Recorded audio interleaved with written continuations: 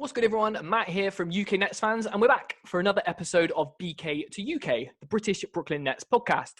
On today's episode, we'll be covering the latest James Harden dramas, Kyrie Irving's latest run-in with the media, the word coming in from training camp as we approach pre-season.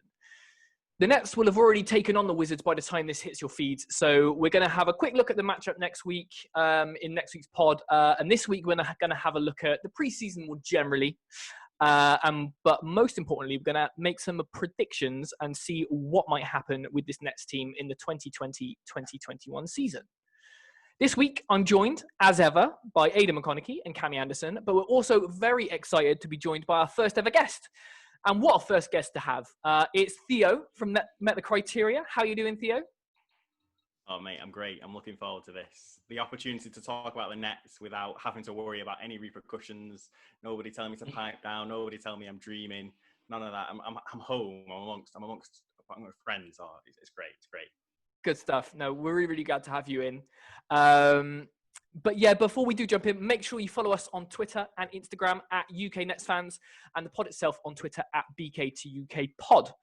For those of you tuning in to our YouTube channel, you can see that I'm rocking a pretty sweet hoodie, and Theo himself is also busting a UK Nets Fans tee. And you can cop that over on our new Teespring store, so check out the socials for a link to all that goodness. But yeah, Theo, again, I touched on there. Thanks for joining us. Our listeners are going to know you from Met the Criteria podcast. If you just want to give yourself a quick little introduction as to what the MTC boys do and how you became a Nets fan. Yeah, so I am 1/3 of Met the Criteria. It's a general NBA pod born out of lockdown. We've just coming to the end of quite an epic. I'm gonna call it epic. An epic run, 30 team season preview. We've had having guests for all 30 teams in the league. Once the season starts, we'll be just talking in general news, having a couple of games between ourselves, a laugh and a joke. It's all good fun. Do go and give us a listen if you've not already. That's Met the Criteria. Everywhere you can listen to podcasts, except YouTube, because I didn't realise you could do pods on YouTube, and that's Matt on the cutting edge here. As for me, I got into probably basketball and the Nets at the same sort of time, really. Loved basketball as a kid. I was a huge fan of Space Jam, but I never really followed the league. Didn't really have any access to the NBA. It was only when I got a little bit older, same as everyone really, got a cheap copy of 2K on sale.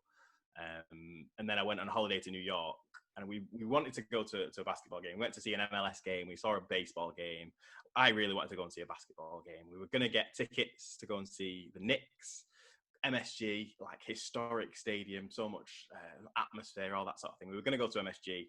Tickets were $80 a pop. It's a bit steep, that.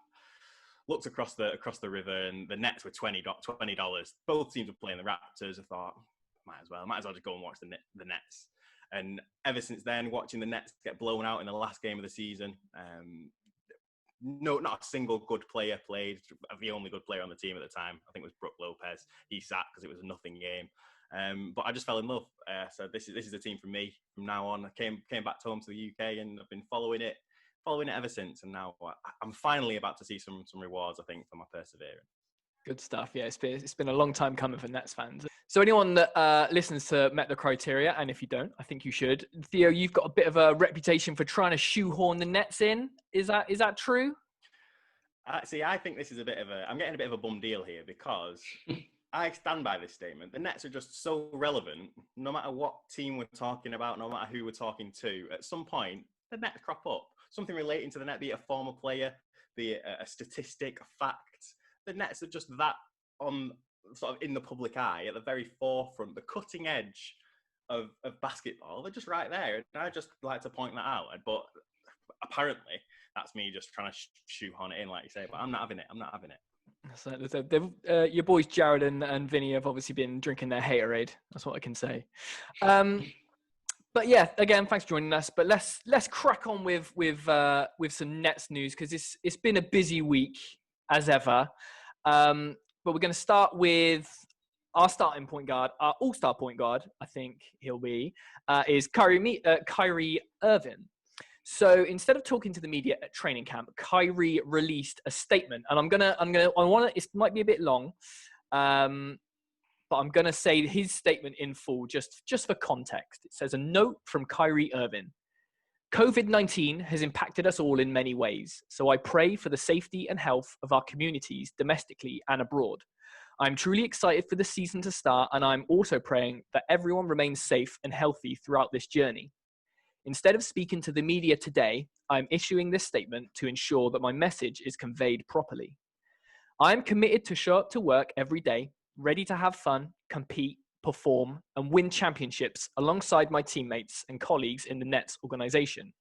My goal this season is to let my work on and off the court speak for itself. Life hit differently this year, and it requires me to move differently. So this is the beginning of that change. So before we get into how that was all kind of received, I'll go to you first, Cammy. What did you think of Kyrie deciding not to indulge the media and by going in and releasing a statement? Well, I mean, I think we kind of touched on it last week. I think the statement kind of came just before we recorded, and we'd all kind of understood why he done it. We know how Kyrie's kind of portrayed by the media, and yeah, at the time I completely got why he done it, and I stand by that as well. Obviously, he's got himself a 25k fine. I mean, pocket money for him. It's not like it's that anything really a note. And then he went on to release another statement. Obviously, he's been hounded by the media all week with them kind of hitting out at him, saying, oh, you should be speaking, you're violating your contract and stuff. And I think the quote was, I don't talk to pawns, my attention is worth more. Now, obviously, the statement had a bit more than that, but I think that was the main bit that was right at the very end. I think it was a kind of quote from Malcolm X at the beginning. And yeah, I mean, what can you kind of say? I'm kind of lost for words, but then kind of in the time since, there was also an Instagram TV video of him floating about in which he said that he's wanting to win the championship and stuff. And yeah, like I think he's wanting to kind of do things his own way. And yeah, fair play to him. Obviously, it's nice to kind of see players be a bit innovative, but I do hope at the same time that him ignoring the media, if we can even say it's that, doesn't kind of come back to hurt us, because as I think it was you said last week, Matt, they could start hounding the rest of the team, asking why Kyrie's not speaking. And yeah, it could just kind of put a bit of a dampener on things when we could really do without it. Yeah, 100%. I mean, yeah, we touched on it last week, but obviously since then the fine got announced. And as Cammy mentioned, yeah, 25 grand, it's not really a lot to Kyrie Irving. And I think someone put a comment in our Discord that made me laugh. It was, if Joe Tsai helped him out, if he dropped 25k, by the time it hit the ground, he'd probably earn that in business funds. So yeah, it's pretty true. Yeah, I think the thing with this, I think there's probably going to be more to come out of this than there needs to be. I think the media are going to bite back. There's going to be stories about Kyrie that are going to come out, obviously not related to press conferences, but kind of just in general. And there could be quite a negative twist on them, more so than there ever has been. I was just reading just like a couple of minutes before the podcast we came on the podcast from David Aldridge, and he put out a statement about it, and he was saying that, like, truly, if Irvin doesn't talk to the media this year, I'm absolutely fine with that. I will not be angered in the least, but I hope, it basically goes on to saying that I hope that when it comes to the league awards time, that many selected by the media, that Kyrie doesn't really get a look in, which seems pretty bitter to me, to be honest with you, just because he's not talking to the media, that they're kind of not going to consider him. But I think that's going to be the theme this year. If he does continue this, not talking to the media, that there's going to be that even more so negative impact on the things that come out of him in the stories. It's interesting as well that I think one of the main reasons why Kyrie's issued this statement rather than speaking in the first place is because so often his comments do get misconstrued. The media tend to twist them to fit their narrative. He is a villain in their eyes, so they sort of warp his statements, take them out of context so they fit that narrative. And that's almost still happened with this statement. Like, it turned into this one-off statement we didn't really have much of a background into, as suddenly became, oh, Kyrie's taking a season-long media blackout. He's not going to speak to reporters all year long.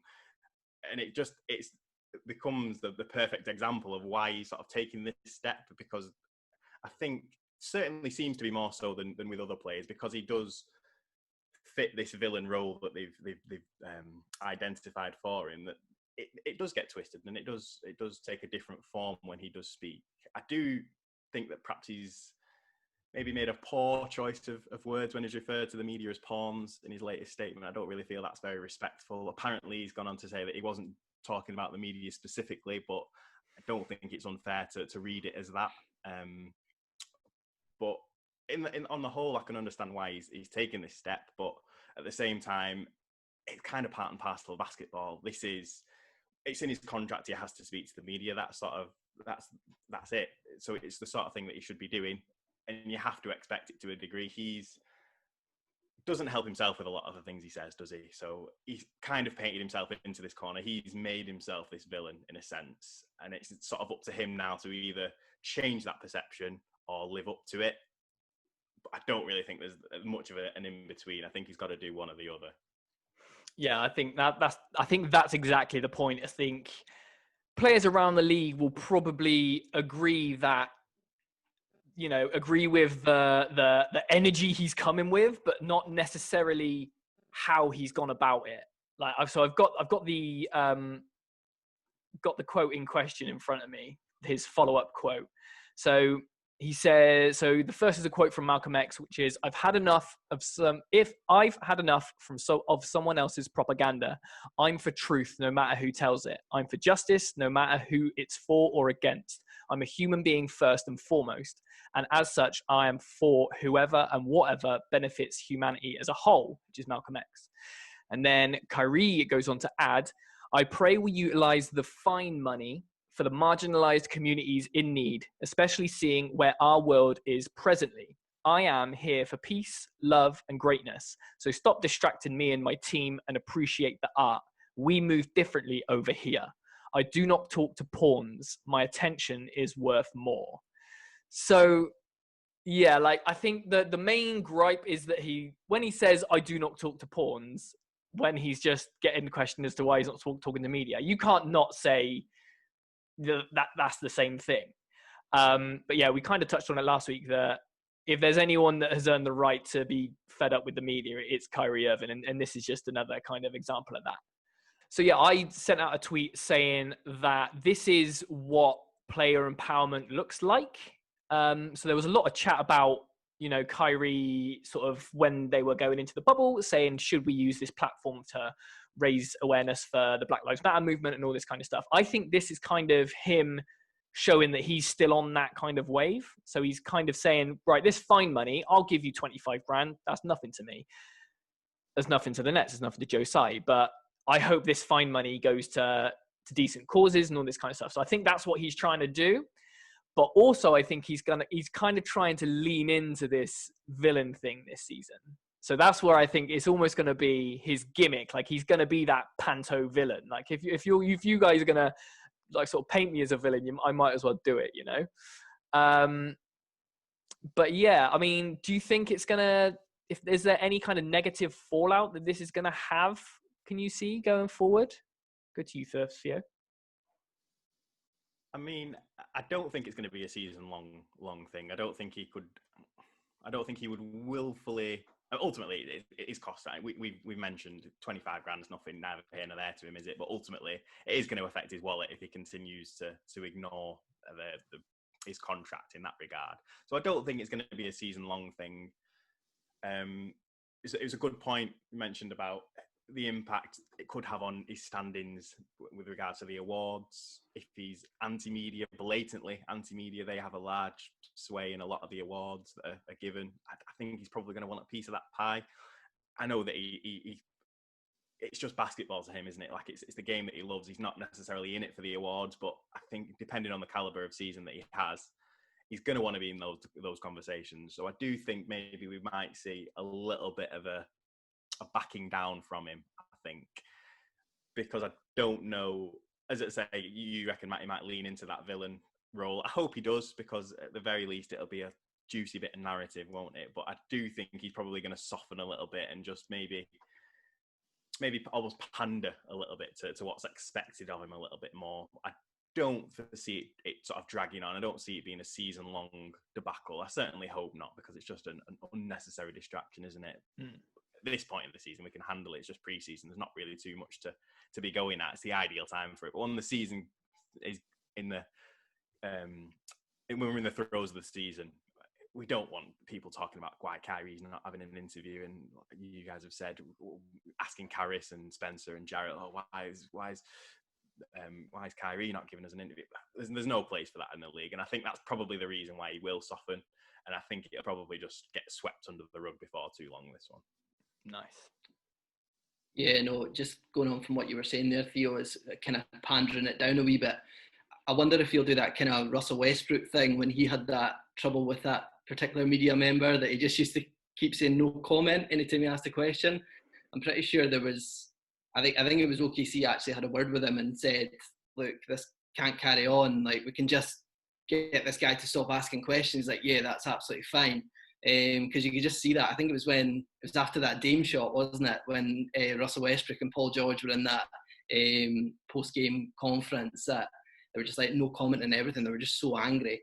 And I wonder if that type of thing will happen. The thing with Kyrie is I don't know if it's like a specific media member that bothers him. It just seems he's kind of got a general overview of the media in general that they're out to get him almost, and it'll be interesting to see what he does. I think he's left it pretty open in terms of he's not said, right, this is going to stop altogether for the entire season, or this is just a one-off. I think he's left it open. He's probably still, you know what he's like, he's probably thinking about it constantly. He's probably thinking, right, what am I going to do next? So yeah, anything could happen, but I think there might just be a softening of it, and he was just making a statement early on to show how he feels. Yeah, I completely agree with what the pair of you have just said. I think there probably will be a kind of softening from Kyrie, but at the same time, he's not daft. He's a very smart man, as much as many people wouldn't want to say that. He knows when to choose his moments, and he's certainly got people talking with the way he's kind of went about it. And I think as much as he maybe doesn't want to be speaking to the media, I think he quite likes the media speaking about him at the same time. It's certainly going to be an interesting one. I think going back to the kind of comment in the Discord, I think the thing was if he held out for the full season, he'd lose something like 1.8 million, which is again pennies to him kind of compared to what he's earning over the whole year. But yeah, it's going to be real interesting to kind of see what we see. And I think, Matt, you'd mentioned it there about him kind of wanting to make sure it was going to good initiatives and kind of minorities and what have you. And, I mean, fair play to him. There's not many players who will do that so openly. And whilst that's not kind of every player's style, a lot of players will kind of just do these charity things kind of on the low. And there are other players who will quite happily kind of support these things. But I quite like the way that Kyrie's doing it and kind of almost putting pressure on the NBA to ensure that they continue it, because obviously the NBA were happy to take the players involved when the players said, listen, we're going to need to support Black Lives Matter, or we're not going to do in the bubble and what have you. Or seemingly that was the kind of thought at the time. So whether Kyrie's ensuring that they kind of keep up with that, whether there's maybe been something from the NBA that's made him doubt that, I'm not too sure. But yeah, fair play to him for that, because I think during lockdown, we did see him involved in quite a lot. There was a lot of videos going around of him helping at food banks and stuff like that. So yeah, good guy, and let's just kind of wait and see what happens. That's it. I think it's going to be up. It's going to be like a soap opera alongside the season, which I think is going to be quite entertaining. But going actually just quickly, so just before we came on to record the pod, Michael Scotto, who writes for Hoops Hype and USA Today Sports, quoted Steve Nash on Kyrie's Instagram post. So Nash is quoted as saying, while he may not be in your guys' good books right now, he's in my good books. I'm enjoying coaching him. He's been unbelievable. If he seeks my thoughts or wants to discuss it, I'm happy to discuss it with him. But I have not had that conversation with him yet. I think that's high tier ego management. I don't mean ego in a negative way, but I think this is exactly what people were saying that Steve Nash was going to come in and do. Like, D'Antoni's looking after the offense, Jacques Vaughn's looking after the defense, and this is exactly, apart from vibes, this is exactly what Steve Nash is here to do. So yeah, that looks incredible. But going from one person on the Nets who's, you know, falling a little bit out of favor, let's say, we can go. You know, I think we've spoken about James Harden in every single one of these episodes of the new series of BK2 UK. And for a player that doesn't play for the Nets, it's ridiculous. But because he's been linked so heavily with us, obviously this week James Harden was supposed to be in training camp. He was supposed to be having his sort of personal workouts with the Rockets ahead of preseason and stuff like that. But he's been in strip clubs partying with rappers. So how does that sit with you guys? Theo, I'll go to you first. Is that the kind of character that we want? Obviously, he's a damn fine basketball player, but like, is that the kind of bloke you want to put in your locker room? I think a lot's been made over James Harden's career about how he's played with all these various sort of star talents and he's never been able to make it work. There's only so many times that it can be the other players that are the problem before you start looking maybe a little bit closer to home. Is Harden the reason why OKC haven't been able to get over the hump? And I think put him on this next squad and he probably would be phenomenal. But is it worth that cost ultimately to bring in someone who's willing to do this to their franchise to get what they want? I mean, fair enough, he doesn't want to play in Houston anymore. He wants to play in Brooklyn. He's made that perfectly clear. He's adding teams by the day. He's adding to his list of potential trade destinations just to try and strong arm some ounce of leverage back in the situation, because he certainly seems to have lost it all at the moment, doesn't he? It's difficult to see how, bearing in mind the culture that the Nets have built, and you can make arguments that, what's Kyrie done for the culture, statements like this, but ultimately this Nets team through and through is a high culture unit. I think it's probably fair to say. Does Harden add to that? What does Harden do to that chemistry? Well, he guts the team in one hand, so that's your chemistry gone, your culture gone, before you even sort of touch the basketball. And then you'd have this attitude, this walking ego that he's willing and prepared to do that to his franchise. We've been nothing but good to him. Maybe they've potentially stood in his way when it comes to him walking out the door now, but after however long he's been there, I think 8 seasons or something like that, of faithful servitude, for him to turn around and behave in this way wouldn't sit very well with me on this next side. That from the outside looking in, seems to be that chemistry and that versatility that they've got is the biggest asset, and to disrupt that with a character like Harden, as he seems to be at the moment, doesn't seem ideal. It doesn't seem worth it at this point, just for what he does add. Yeah, no, it's a difficult one. I try to look at it from kind of a neutral perspective, and I think, the way he plastered it on social media was totally wrong. It doesn't look good at all in terms of him as a person. But you're not telling me the Rockets didn't know that he was going to turn up or not on that first day. There's surely discussions that have to go into place, like, are you going to be there, are you not? And I think they knew. And I think the way that people were talking about it on that opening day was wrong. They definitely knew why he wasn't there. See, I've got a slightly different kind of idea of the way the Rockets have been to him. I totally agree. I think over the last kind of 8 years or so, the Rockets have been great for him. He said it himself. He's been happy to be a Rockets player. He thought he was going to kind of end his career there. But I think after the whole kind of Daryl Morey, kind of Raphael Stone situation that happened there, and then obviously you look at Russell Westbrook as well. Russell Westbrook's not a stupid guy. See, if he didn't get traded, would he have been there on the opening day? I don't think he would have been either. It just seems like something's been brewing in Houston for quite a long time. I mean, I think someone said Harden came out and said that they're the Knicks of the West, and that's probably enough to show how he feels about Houston now. And I just think Houston might be that team, the latest team, that don't know how to handle their superstars. Because I think for such a long time, Harden and the Rockets went kind of hand in hand. You'd never really think about him leaving. He was never talked about in trade targets and things like that. And I think that he's maybe they've expected that he's been happy for too long and they've not kept him happy. Because I've not really seen a desire from the Rockets to want to win, for like being really serious about wanting to win. I mean, bringing in Westbrook was a good move, but to me, I don't think it was enough to get them out of the West anyway.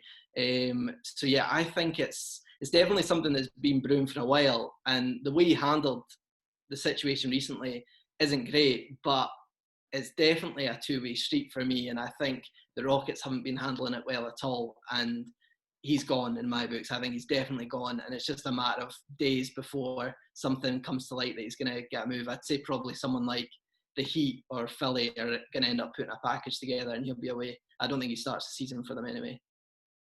Nor da. I mean, you've mentioned some of the teams there. Obviously, Philly, I think they're probably the best placed kind of team to make such an offer. Obviously, Simmons has been spoken about, and Embiid's been spoken about, and none of the other teams kind of linked. I can't really see them giving up. The Bucks or another. Can't see them giving up like Giannis or Drew Holiday, like just weeks after trading for Holiday. The Heat, I can't see them getting rid of Bam, Jimmy Buckets, or Tyler Herro. Talking of Tyler Herro, I did see someone tweet saying that Tyler Herro is better than anything that the Nets could offer. Now, I'm a big Tyler Herro fan. I think he is a really good player, promising player, but I think that's a wee bit kind of insane to have that train of thought. But like Aidan, I think Harden's gone. It's just a kind of when rather than if. The situation's been a shit show, for lack of a better expression, and I mean, like, I know we don't swear in this podcast, but there's really no better way to describe it than that. And yeah, it's goes to show the kind of player empowerment in this league. Houston kind of trying to play hardball and say, no, we're not accepting this, not accepting that. But ultimately, Harden's going to win this one in the end. And we just need to wait and see what Houston managed to get for him. But I think that's kind of a past point of recovery at this stage. Yeah, I think so. I think the main difference between the two cases, like between what Kyrie's doing and how that kind of his disruptive nature, and what James Harden is doing is Kyrie still turned up to training camp and he still, played hard and he was with his teammates. And I think for Harden just to kind of sack off the rest of his team, while like you can have as much beef as you want with the front office, but if you still got to come and show up for your teammates, right? And I think that's the main thing. So yeah, I think that's why, as good as Harden is, I think for me at least, his reputation's been somewhat damaged. But yeah, we'll have to wait and see if sort of where he does go. Because I agree with you, Cam. I think he is gone somewhere else. But yeah, so moving on to other things, and I'm very sad that we haven't got onto basketball stuff yet. But there's one more thing that we should talk about, and that's LeBron James was on I think it's Richard Jefferson's podcast, Road Tripping, where it came to light that Kyrie Irving had kind of said a quote, and this came out in the bubble, I think, but they're only kind of just getting onto it now, that Kyrie's never had the faith in his teammates to take tough sort of clutch shots. And LeBron, well, I've got the quote here. LeBron said, "I was a little like, damn. Once I got the whole transcript, I was like, damn." I wasn't like, "Oh, you're tripping. I've hit game-winning shots my whole life." I was like, damn. And then he goes on to just say, I only ever wanted the best for Kyrie and all this kind of stuff. And I've always said that the kid was good and all this kind of stuff. Do you think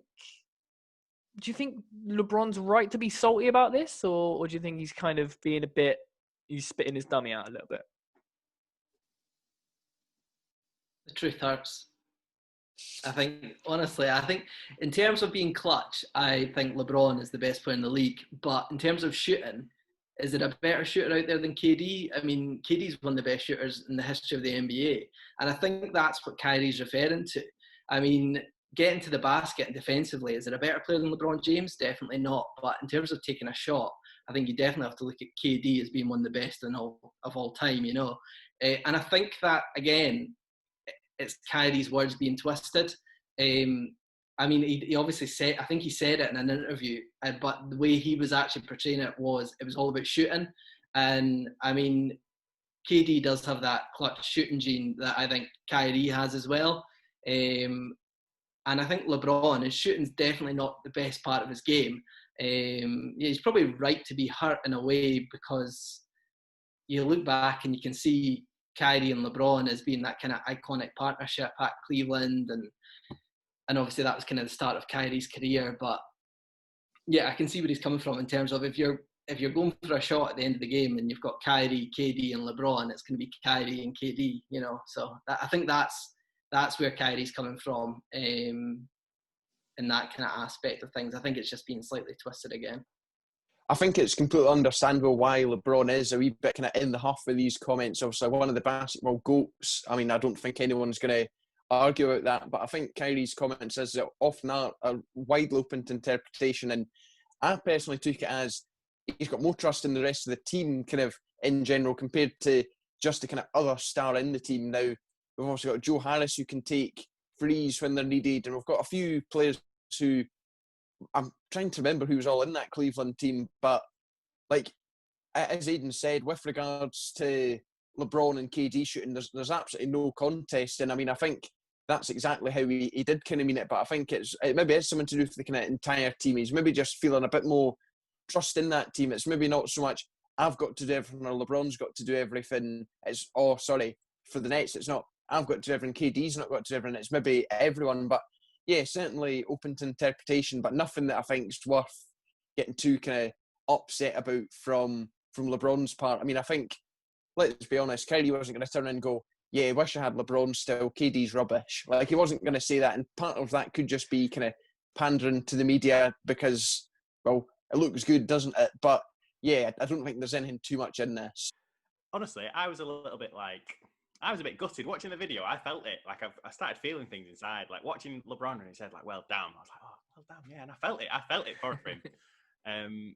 But yeah, no, I think Aidan, you spot on when you said about LeBron's not a prolific jump shooter, is he? I mean, he's certainly improved, but he's not necessarily known for clutch jump shots in the way that someone like KD is. You think of the players who you'd want to take maybe a 3-pointer to win a game rather than to drive in for a 2 and hopefully an and 1.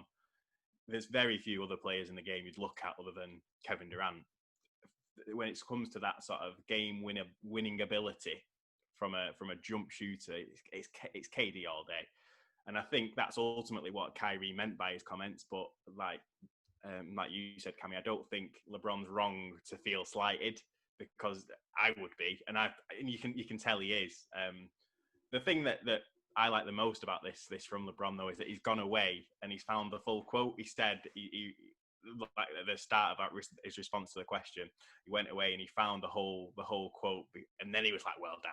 Rather than just taking it at face value, maybe understanding that maybe this is the media doing what they do with Kyrie. You know, LeBron did his due diligence, and he got the full scoop. And he was disappointed with what he found, and I think understandably so. But I think, like you say, ultimately just does come down to that jump shooting that LeBron not necessarily lack, because he's certainly a good jump shooter, but he's not on Kevin Durant's level, is he? And I think that's fair to say. But Kyrie probably should have been a little bit more switched on with what he was saying. And again, I suppose this is another case of Kyrie not really helping himself with the kind of comments that he makes. That's it. Yeah, I think you're right. But I think, gents, we've gone nearly an hour talking about off-court business. So I think let's try and pull it back. Obviously, we're recording this on Saturday night, so we're about 24 hours away from the Nets returning to NBA action as they take on the Wizards at 11 p.m. on Sunday night, UK time. Training camp has been winding down, obviously with most of the team doing their media availability. I know you guys have been taking a little close look about some stuff that's been coming out. We've already touched on some stuff that Nash has had to say. Has anything come out of training camp that has caught your eye, guys? For me, probably the biggest thing is the comments from not just Steve Nash, but also a number of the guys as well. The focus that the team have got on defense and their ability to defend as a unit. Now, there's no question that they're probably going. This could well be like one of the most prolific scoring teams in league history when you look at the lineup that they've got, the shooting that they have, and also the playmaking ability that's on the court. There's no worries on the offensive side of things, but there are understandably some questions about the defense. So the fact that Steve Nash and the guys are putting so much focus on this early stage in defense is really encouraging for me. I think it was in one of the interviews, Steve Nash said that in one of the games the defense was picked apart. Well, you kind of expect that when you've got KD, Kyrie, Dinwiddie, LeVert all doing the thing. For all intents and purposes, everybody's putting maximum effort into this training camp. So it's not surprising to see the defense getting picked apart in that regard. But at the same time, it's great that they've got such a heavy focus on that, because that's ultimately what would be the difference between them finishing really well in the season and not getting over the line in the playoffs, and having a successful season and also being able to grind out a potential 7-game series where they're up against some of the other best offenses in the league night after night after night. So that's probably the key takeaway for me, is that even this early on, they're investing really heavily in that D, and I love it. I think that's great. Yeah, I think for me, it was the video, and you'll probably know what I'm talking about before I even go into it. I was waiting for that first clip of KD, and the one that came out was like a 5-second clip where he done a mid-range jumper over Joe Harris, and Joe Harris, I think he might have fell over, and it kind of went out the camera. But I've never seen a training camp video more dissected than that 5-second clip. It was so funny. It's like some people are talking about, I think the funniest take I saw from it where people were saying that, KD's injury has impacted his speed because he couldn't get by Joe Harris and get to the rim for that. And I was reading it, I was going, what are these people on about, honestly? It was like, because there was like a couple of defenders coming in, and he was quite deep in the court as well. And then there was other takes as well about Joe Harris saying that, his defence, how is he not stopping that? And I couldn't wait just to see KD playing on the court. I think it's so exciting. It's one of those things that just didn't feel real until we actually saw a clip of it. I think a couple of the Nets media team came out as well saying like, look, it's going to happen. We're going to get clips. And it was about Kyrie as well. It was a while until we actually saw a clip of Kyrie on the court. I don't know if that's, again, him getting involved. Look, I don't want anything released of me too soon and things. But, I just really like seeing those clips come out. As well, there was a few people kind of talking about the colour of the jerseys that the players had on. They were saying if they had grey on, or they were the starters; if they had black on, they were the bench.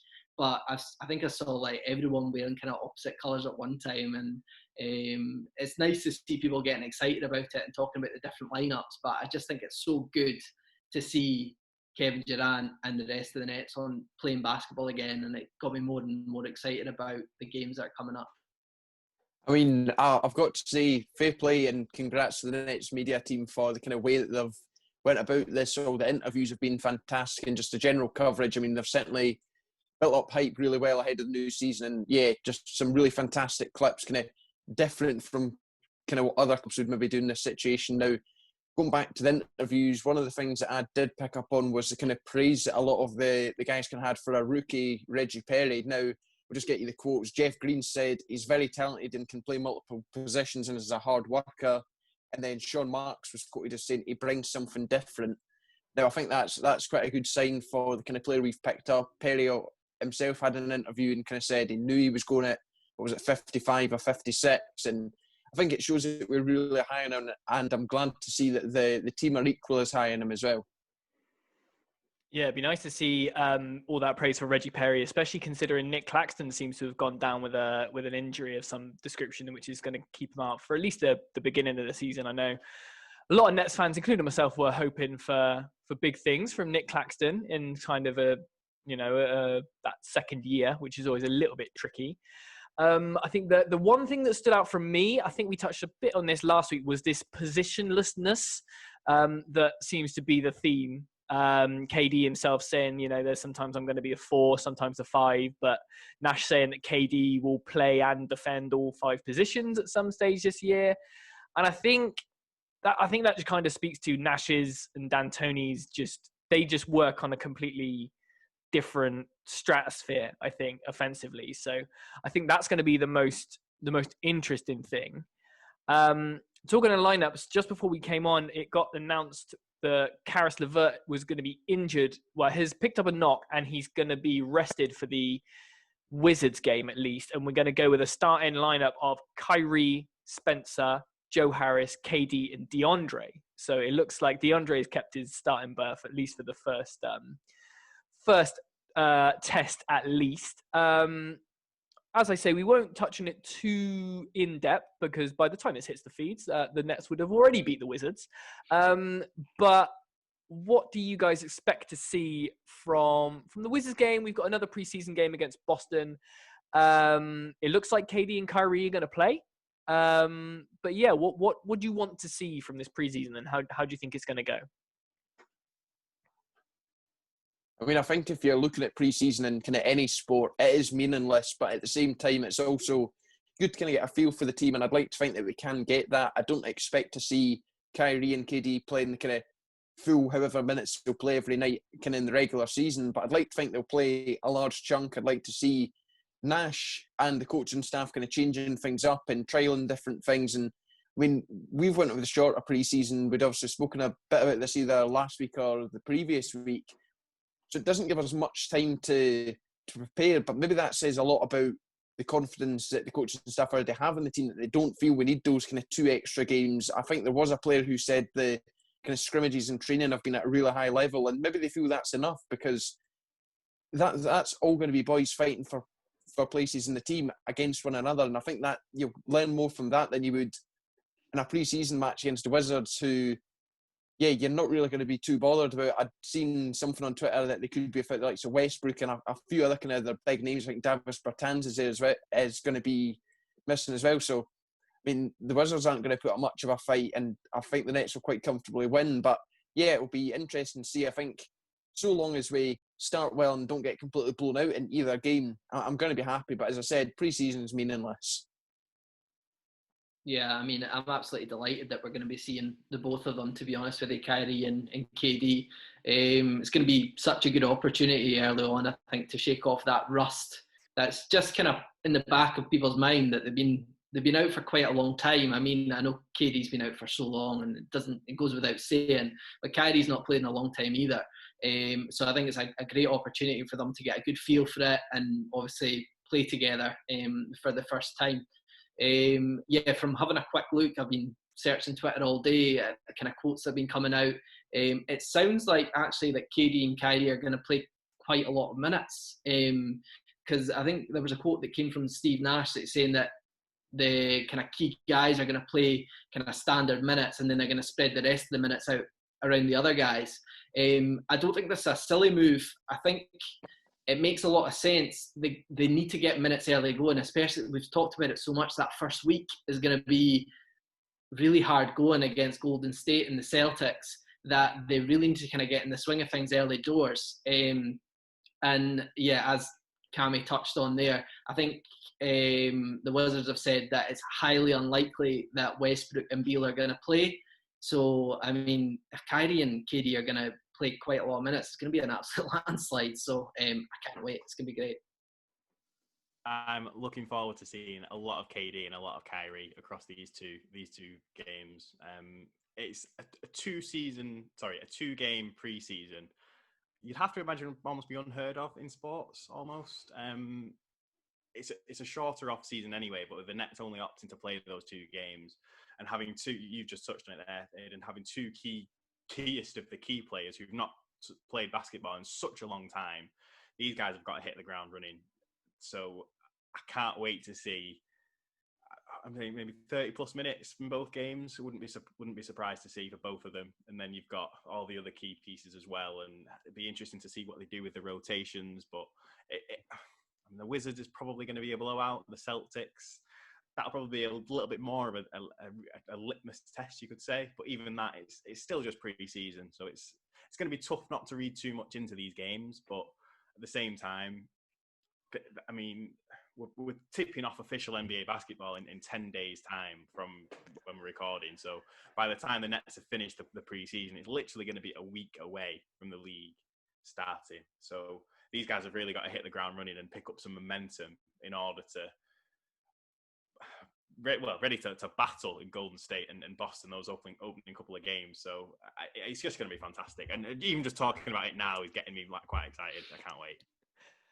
Yeah, I'd feel that as well. I think as well, as much as we're buzzing for it, I think as well, KD, I think the recovery time on his Achilles was 8 to 10 months or something, is it?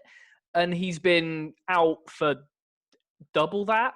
So I think inside every NBA player, there's just someone who's absolutely obsessed with basketball, obviously. Otherwise, they wouldn't have hit the heights that they would have. So I think as soon as the lights come on and as soon as they're putting on those Nets uniforms for the very first time and stepping out there as a as probably the NBA's best 1-2 punch. Come at me in the comments. I don't care.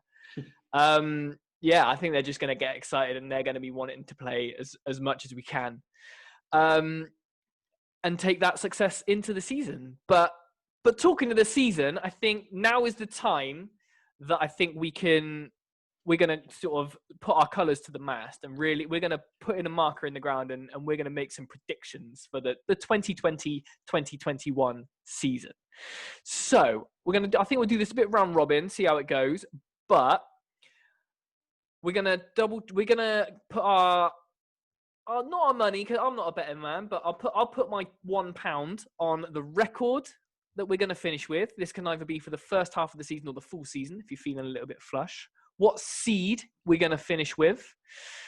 Our Nets MVP, our Nets breakout star. And what we're also going to do is we're going to think of some kind of oddly specific predictions for this season as well. It could be about a player, could be about the Nets.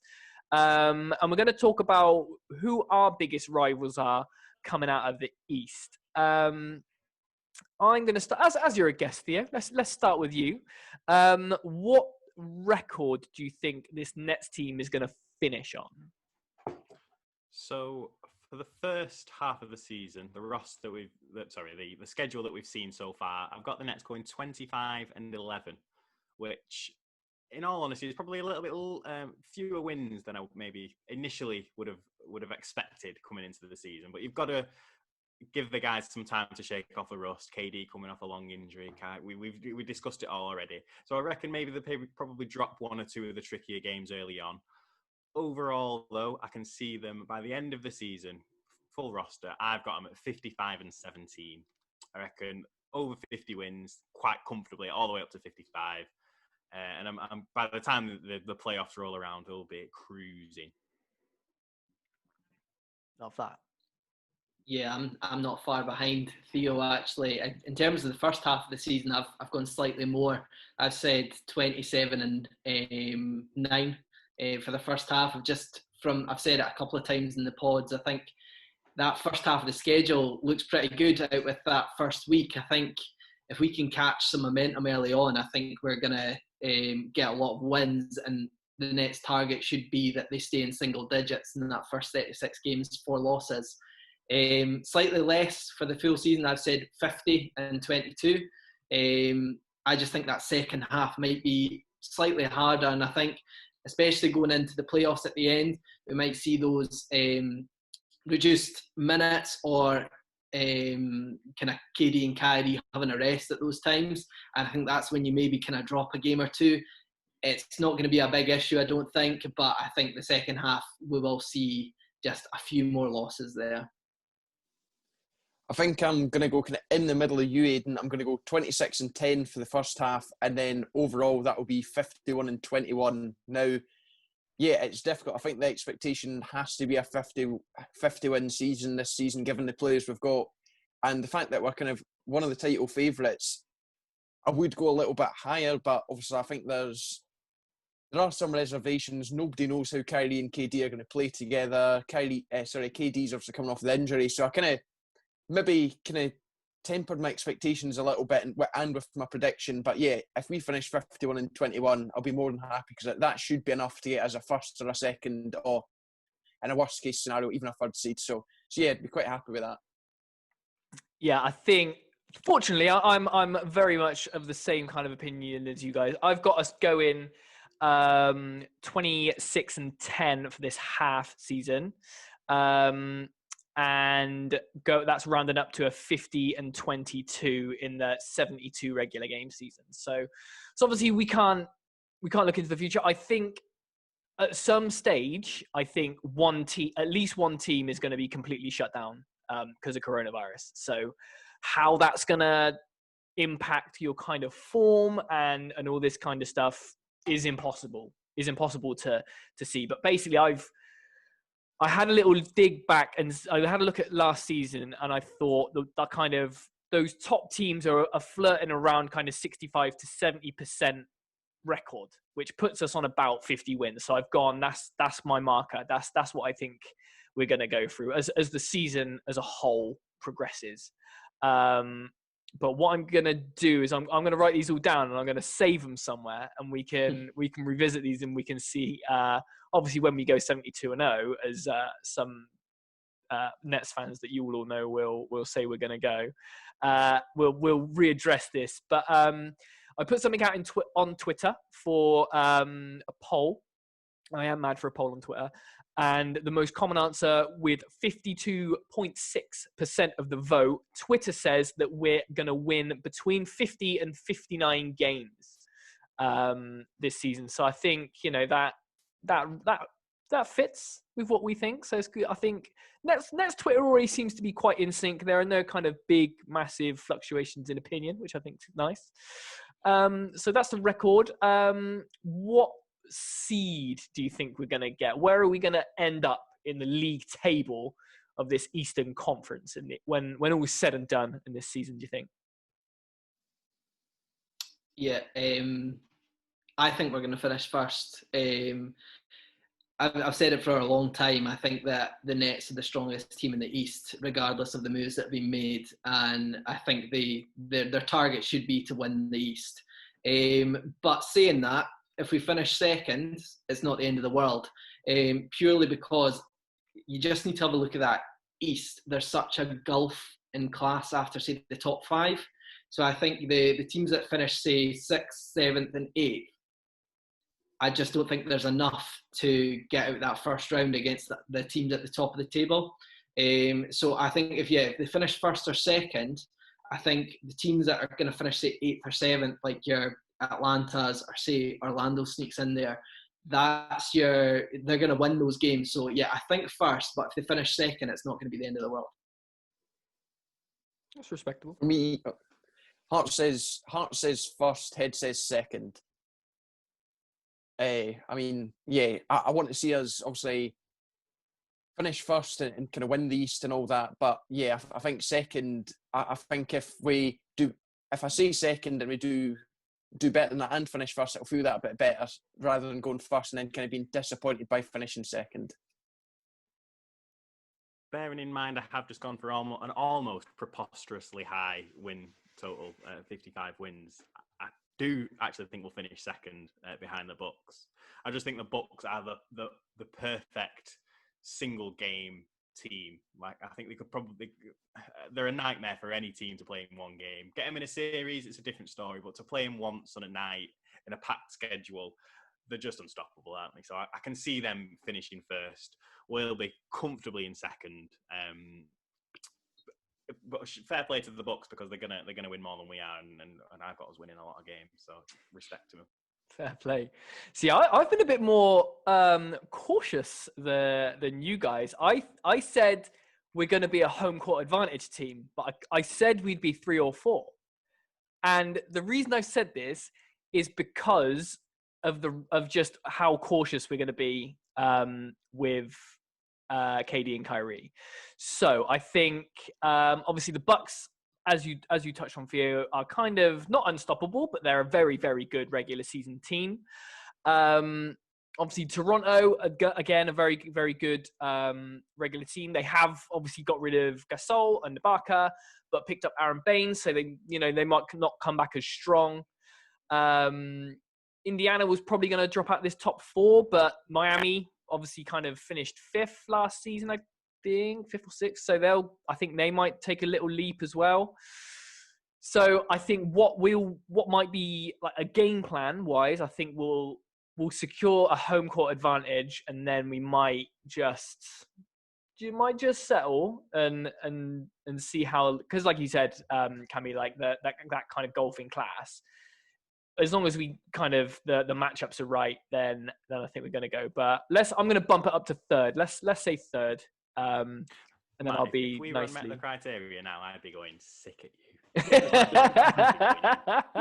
It's not to say we can't. I think it's going to be a very measured, a very intentional. Let's keep our powder dry and let's just save it for the playoffs, I think. So that's more where my energy's coming from, I think. So again, I put this out on Twitter, and Twitter agrees with you guys. 50% of the people that I asked said we were 1 or 2. Only 43.9% of Twitter agreed with me. So what do I know? I'm just some chump. So who do you guys have down as the Nets MVP? Not the MVP of the league, the MVP of the team. The one and the same, league MVP and team MVP. It's KD. Full stop. End of conversation. Next question. Yeah, same for me.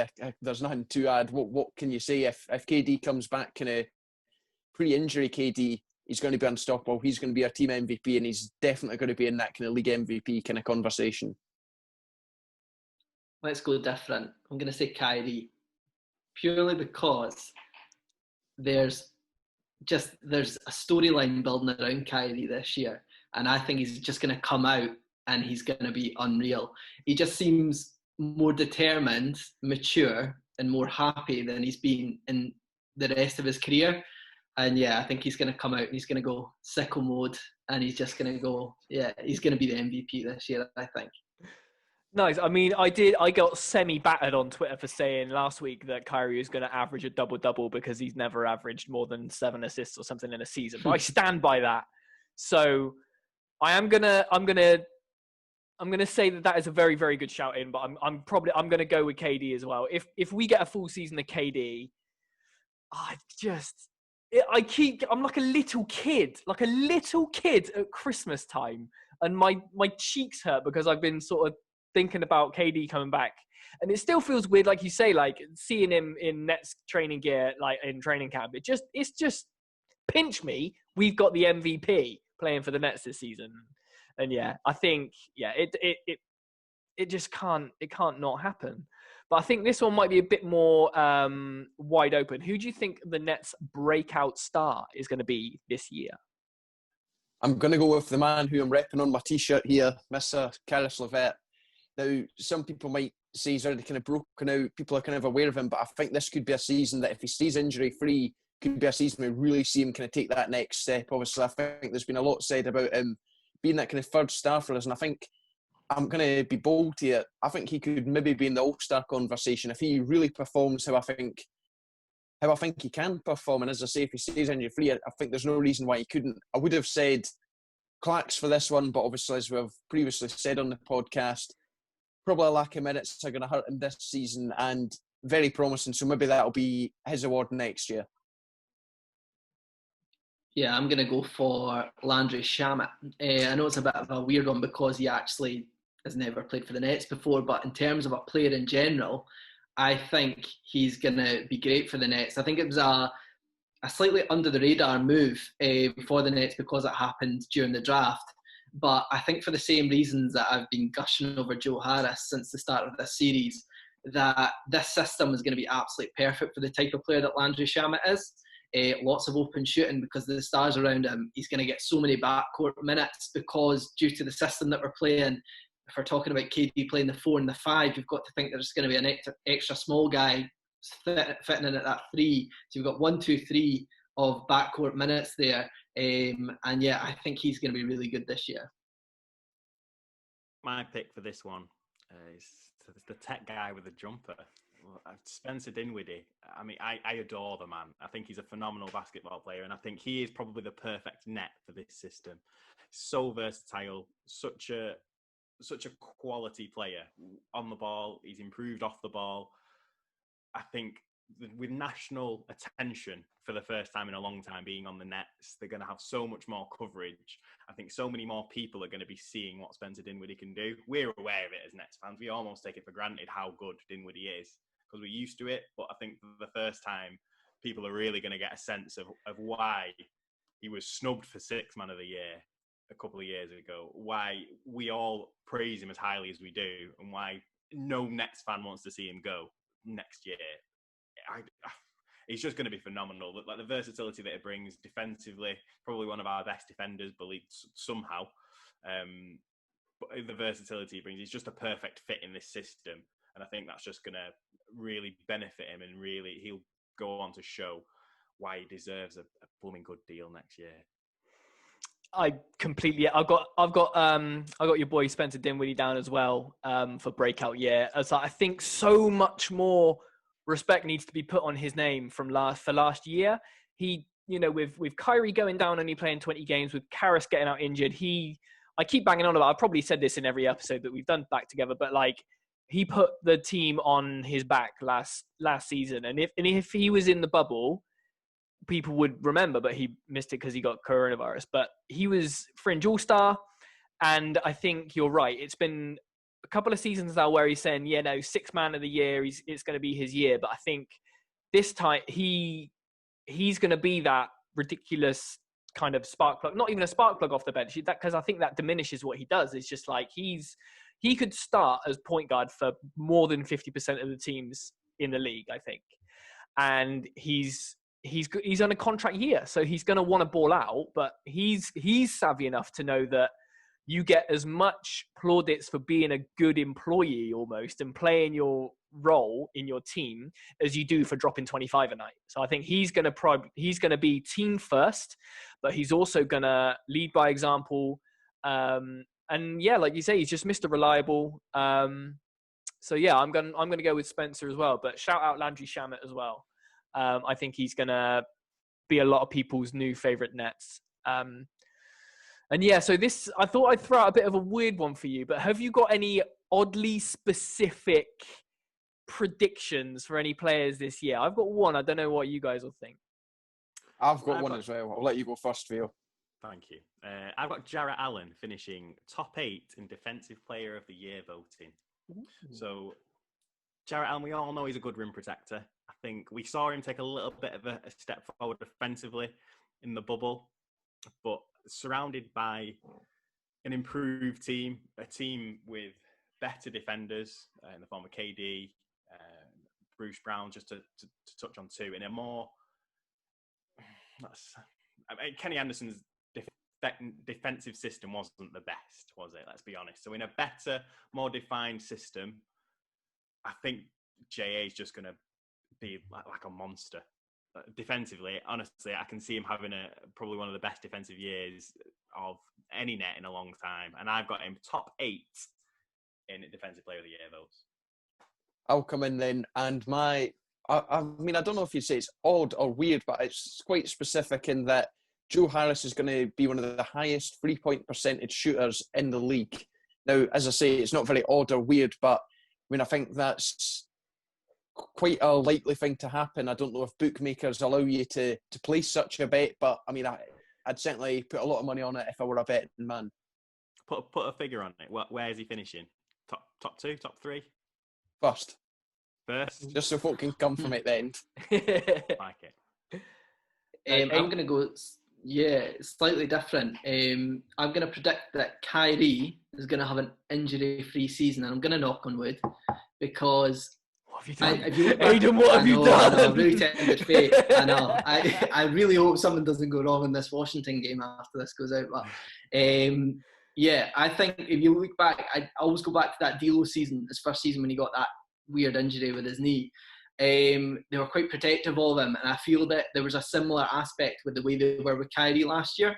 Very similar to LeBron's first year with LA.